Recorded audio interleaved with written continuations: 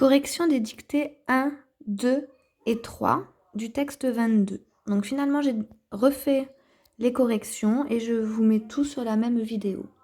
Alors, pour la dictée 1, le koala était un animal qui possédait 2 grandes oreilles. Le maître n'a pas voulu la guerre à l'intérieur de son espace. Alors, on fait bien attention. Là, pour la première phrase avec le koala, on a le verbe être à l'imparfait, donc terminaison AIT, et encore imparfait, terminaison AIT. Possédait, comme on a le son S, il fallait bien penser à mettre les deux S, et on a également 2 grandes oreilles, donc on fait bien attention à mettre les pluriels partout. Le maître n'a pas voulu la guerre à l'intérieur de son espace. Donc là, on passe au passé composé. Donc on a 2 mots pour faire le verbe. A voulu. Donc il fallait faire attention parce que là, la négation pas, elle s'intercale entre l'auxiliaire avoir et le participe passé du verbe.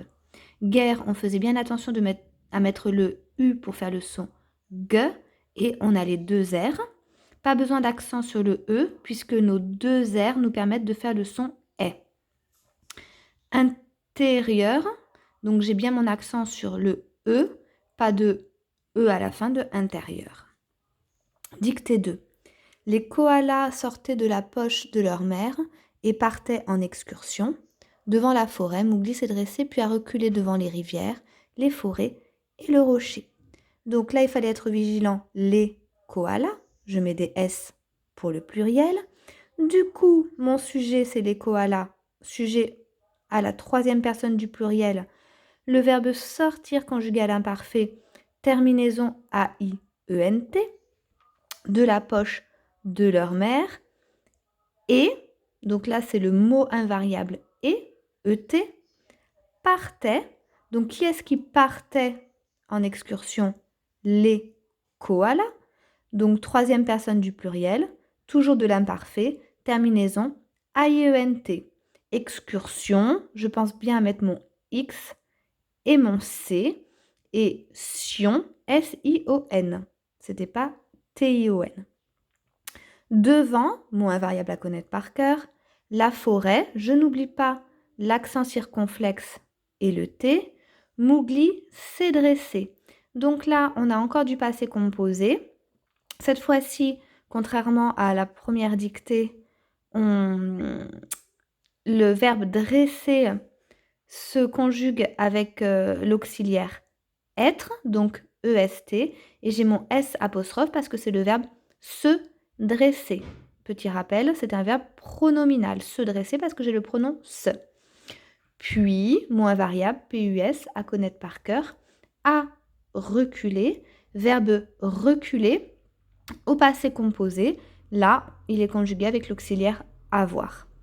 Devant, donc encore une fois, devant, mot invariable.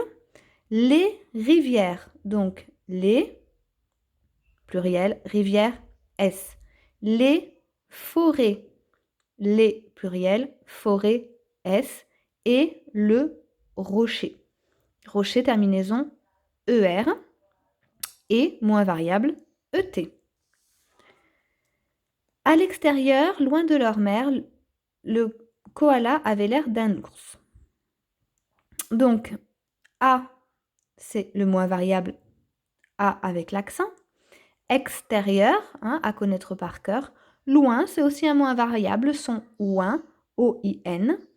Donc, le koala avait, imparfait, 3e personne du singulier, terminaison A-I-T, l'air d'un ours. Derrière, mot invariable à connaître par cœur, les 2 R, l'accent grave, le E à la fin. Buisson, 2 S pour faire le son S.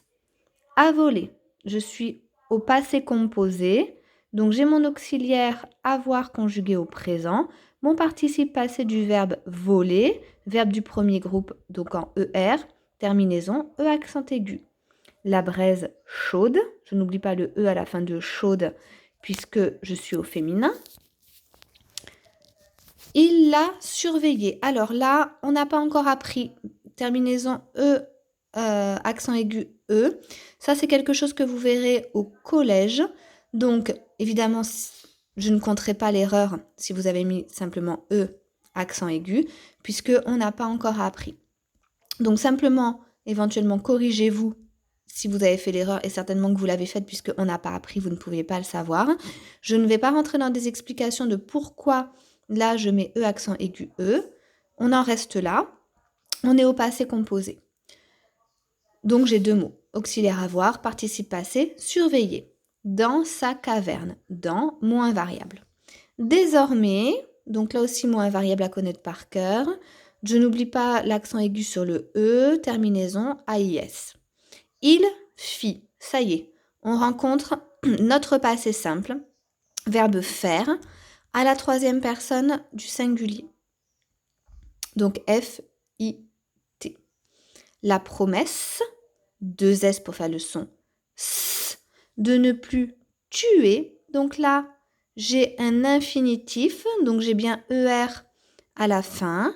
On peut le remplacer par un verbe du troisième groupe si on a un doute. Il fit la promesse de ne plus faire. Donc si je dis faire, ça veut dire que je suis à l'infinitif. Donc je vais avoir ER. Ni convoiter. Donc là encore, toujours infinitif. Donc je peux encore le remplacer par un verbe du troisième groupe, comme prendre. Donc il fit la promesse de ne plus faire ni prendre. Puisque je dis prendre, je dis un infinitif. Donc, je vais aussi avoir un infinitif pour mon verbe du premier groupe. La chair d'un autre animal.